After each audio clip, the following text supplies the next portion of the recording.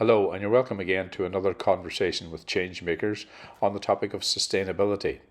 We're talking here to two men from the Moville Greencastle area, George and William, about how their lives and times then were more sustainable and how maybe we can learn from them to make the future better. I'm George McGinnis from Greencastle. Ballymacarthur, Greencastle, Tuesday. That's the town I am. Very good. And William? I'm Wally McMullen. I'm living in Moville now, but I originally come from near Kinnigo Bay. It's my home place. Very good. So, And back The world could continue on if we were that, I suppose, sympathetic to the world around us and the community that we lived in. And nowadays that seems to have disappeared a lot, you know. I have a grandson who's next birthday 17, Uh-huh. and down in the hedge behind our house one day last week was his first time to see a bird's nest. Oh, there you go. There you go. Yeah. well, that's right. Your man talked a lot about wells too. You see, that's the thing now. Where would you get a well now? A clean It's all well. running A water. clean well. Even out in our glen, as we call it, there are being going to every house, you know. But on our farm, maybe we were lucky. There was a well in the yard, but they called it. But no, we didn't use it. They called it the dirty well. It's just for, could have been called a rough well or an animal's well, but it was for taking the water out to give to the cows and the horses and Yes. whatever. And you wouldn't believe it, you know, there was a door on it about that height, and the well itself was maybe 6 or 8 foot deep. You wouldn't need a pamphlet. God, no. No. And he was saying about turning the spring off when I'm cleaning the well, but you couldn't turn the spring off in this well because it runs into the ground. All right. Below the well. Right.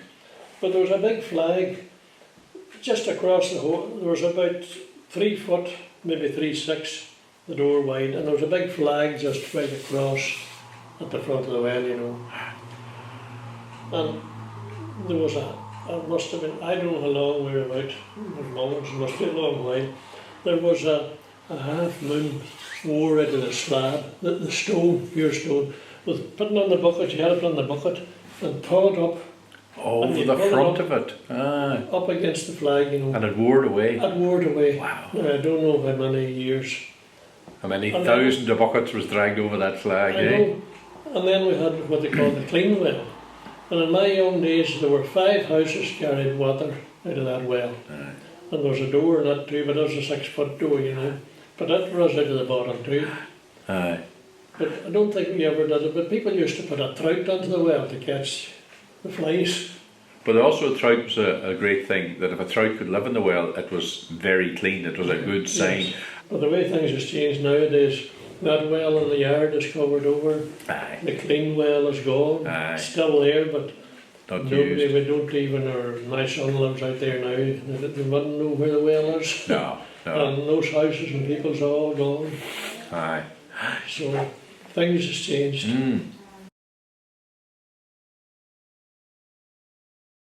Well, the milkman always came and left the milk bottle, you know.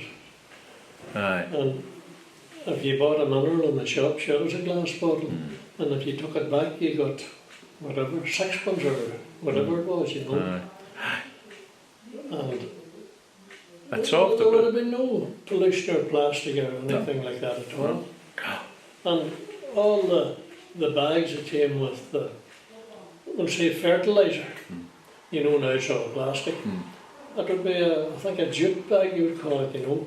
And there would be 200 weight on it, and George would know about this, he worked in Swoley. And had to carry it maybe, or maybe wheel it down in a trolley like some other poor devil carried it off the lorry. And the bags of meal for feeding animals, and not that it's all silos now and all. But they were all jute bags too, you know. Plastic wasn't done in them days, you know. No, No. And it's just, it's everywhere now. Everywhere. Wasn't Beekeeping's not as easy now as it was back the days we're No, talking about. no. My uncle kept bees, and if you said to him, well, he's dead now, but about feeding bees, he'd be looking at you, you wouldn't know what you were talking about, because you had no need to feed them. No, plenty You of know. food out there. But now there's not. And would you find, Willie, that there is a big problem with all this spraying and all the rest and what's happening Very there? big problem. And then we had this varroa mite. Aye. But now, it's nearly gone. I was looking at my bees the other day, you know, the run a varroa flower, Aye. I took out the tray.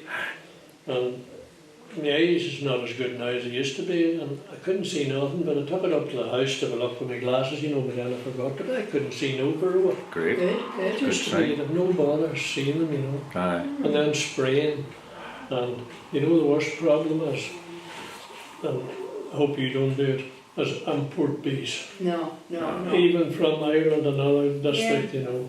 But sure, that's what they were saying about bringing on the queens, you know, that's what you can mail order now from, and you don't know where they're coming from. But sure, the people you can't talk to. No. Well, there- The people in our association do. Aye. In them days, you married young. Yes. And I got married to a Laval woman, and she wouldn't leave her mammy to come out to the country. So I built a house out the Cairn Road, and it's just out past the petrol station there. So I'm there now 50 years. Wow. Yeah, I got married to Willie's wife. It was a Lioness sisters. All right. Oh, Very good. We got married in 1961. I was 25 and she was 20. All right. Very good. And So what were the, tell me about the weddings, what were the wedding, you know, the wedding breakfast or all that, you know, what was there, or did you go away or honeymoons or any of that? yes, well, it was much the same as now, but not as elaborate, like, you know. Aye. My wife would have made her own dress and she made Kathleen's as well. I don't know where Willie went, but we went to London for Oh, for great. honeymoon. Right, right.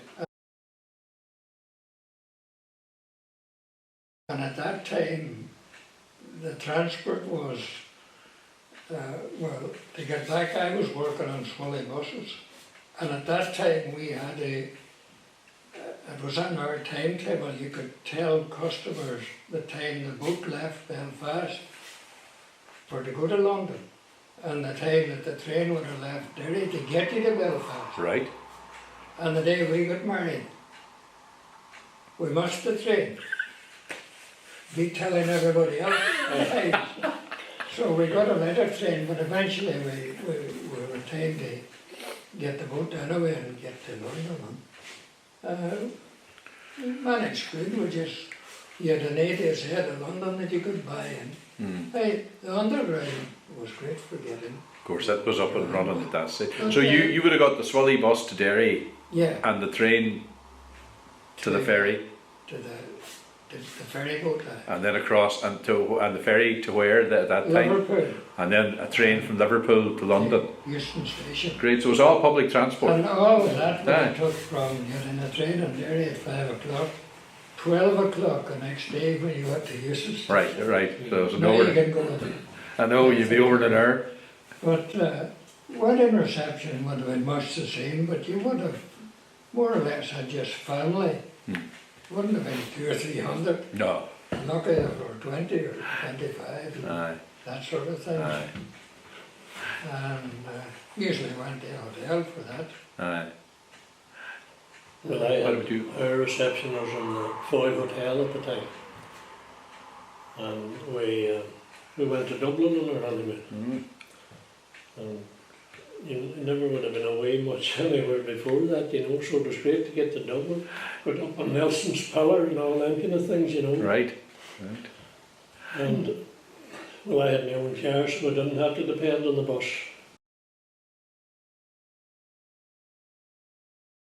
My wife worked in a factory. I was working around here at the time, but I worked down in Derry most of my working life, you know. And time goes on. We had no family for 7 years, so that gave us a wee bit of a break to do the things we wanted. I know. I built that house out the Cairn Road a wee bit, and we went to America on our holidays. Wow. And done things like that, you know. Brilliant. Went over to Manchester. Things now, maybe, even with times been good, you'd have trouble doing all that, you know. You would. Well,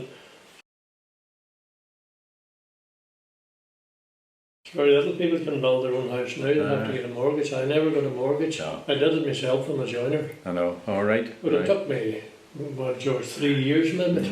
Maybe it's still not finished. You know? And you know it'll never be. But times were good then. Now, I always look back on my best time was the 60s, because I got married in the 60s. I loved the music in the 60s. And things started to move then, in the 60s, you know. So it was very good. Just go back about, you went to America in the 60s. At the end of 70, about 70. Well, tell us about that, because, like, you know, that must have been a big one too. Well, why we were out there was Kathleen, in the same relation to George, she had to Bridget, her aunt and our son and the wife. Who else came the first time? No, the two children now then. No, they didn't come the first time, it was the older people. But I know they asked us, we're supposed to ask everybody to go out, but we were the ones with no children, and the two of us were working. And so we decided to go, and we went out the next year. That's when I was building the house too. And the roof on it, and the windows on it, and closed it up, and away we went. And the flight, do you remember the flight, like how long it took, or what it was like now compared to these days? We joined an association in Derry called the American Families Association. Right. And it was at a month, they had a meeting every month, you know, and they done different things. The idea of that was it was a club and you could get cheaper. Do you know, I believe that the fare then return was £66 each, you know. What would a man have been earning a week? Well, £66. my wages then would be around, at that stage, and that's going on a wee bit from my young days, would be about £10. It was a big DC-9 was the plane, and she was full. They weren't with there being a chartered thing, you know, they weren't an empty seat on her. Right. And my God, about 2 or 3 months after, one of them crashed. And the reason for the crash was the luggage door or something fell off, blew off. God, thought we were lucky, you know. And it must have taken, that's a long flight on a DC-9 back then. It was 5 hours, 5 All and a right, half well, hours. that's not too bad now. Like, That's what it that's was. Well, she was a grand plane, you know, Aye, and got your dinner and all on it, you know, that was great. aye. So when we landed in, suppose it would be John F. Kennedy's airport then, through.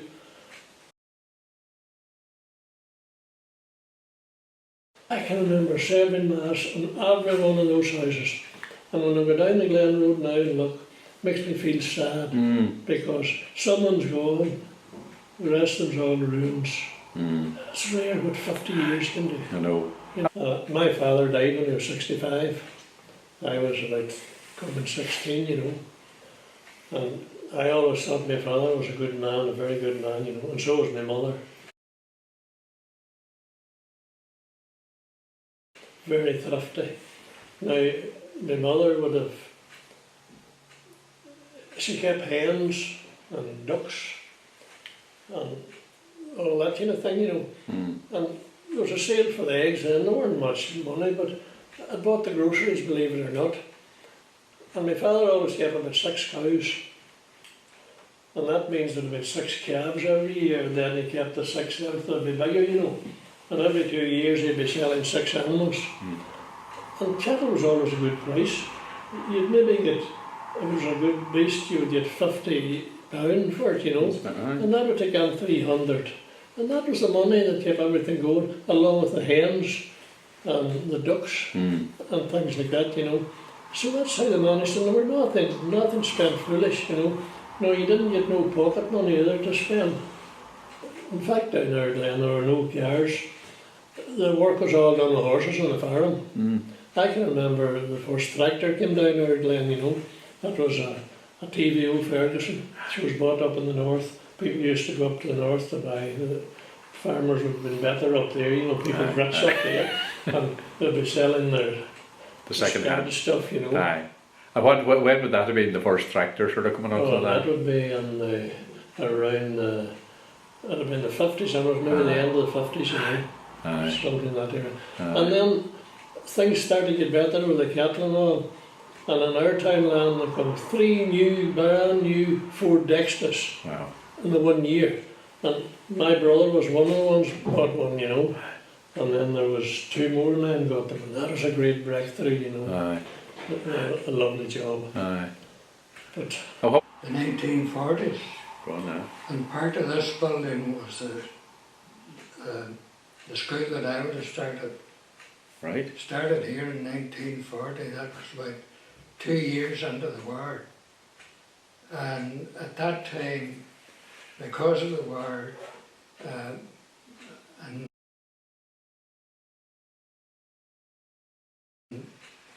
the school had just old open fire, turf burning, the old hearth, Aye. and then it proceeded to be a grate. But because we didn't have a fire, every member of the family and all other houses was the same. If you worked a farm or owned a horse, you had to bring 2 turf with you every morning for 2 weeks.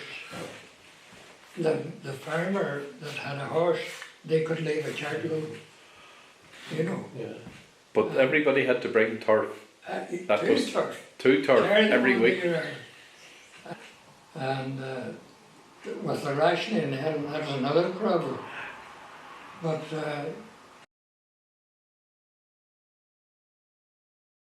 what happened at that time too was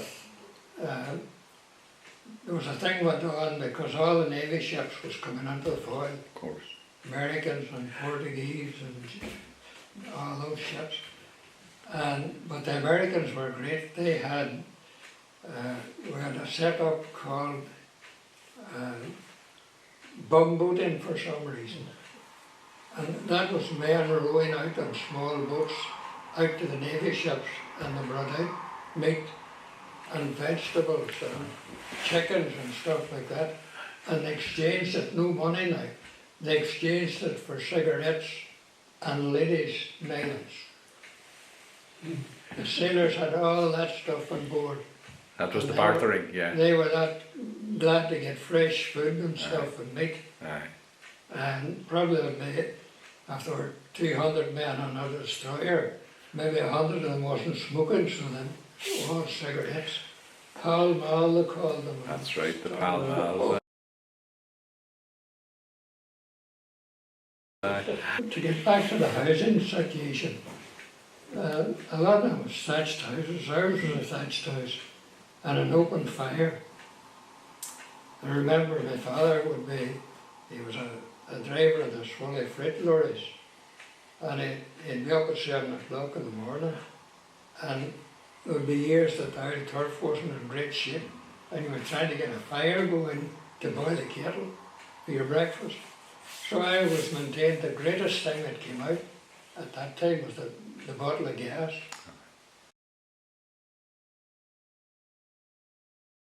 Was theirs. Most young boys in this area here would have started fishing. They would even have left school early, maybe at 12 to go and fishing. Right, right. And the other way then you could get employment. A lot of men went to sea. Young fellas at 12, 14, well no, it would be in the 14 or 15.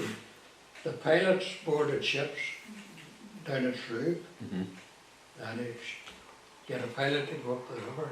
And if they needed a galley boy, you asked the pilot to get. See if there was a. And if there were one Place going, on the ship. that's how a lot of them went away to sea. And they'd be away for You started months at or the years or bottom, whatever. and you worked your way up, and them boys all worked up, and most of them would have reached up to captain. But nowadays, it's all different.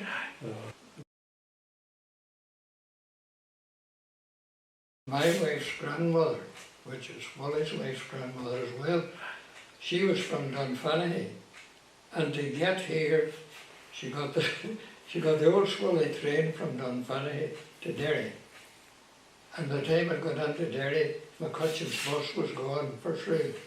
So she had to stay in Waterloo Street overnight to get the bus the next evening. So an overnight from Dunfanaghy 3 to full here. days to get from Dunfanaghy to here.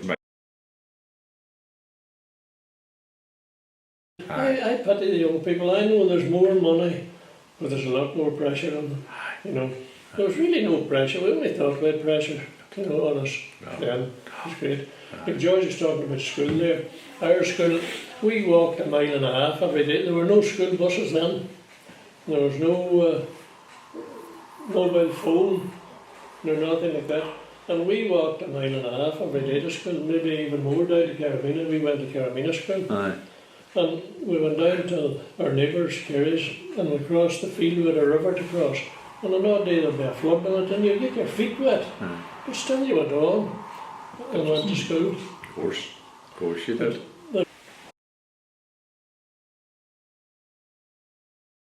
So do you keep many bees now? Not as many now. There was a time I kept 40 hives. 40 Really? hives. Wow. I did my beekeeping course last year online now, Oh, but I didn't do it physically, so I think I need to spend time with the bees before I can say that I did the course, But, you know, anyway.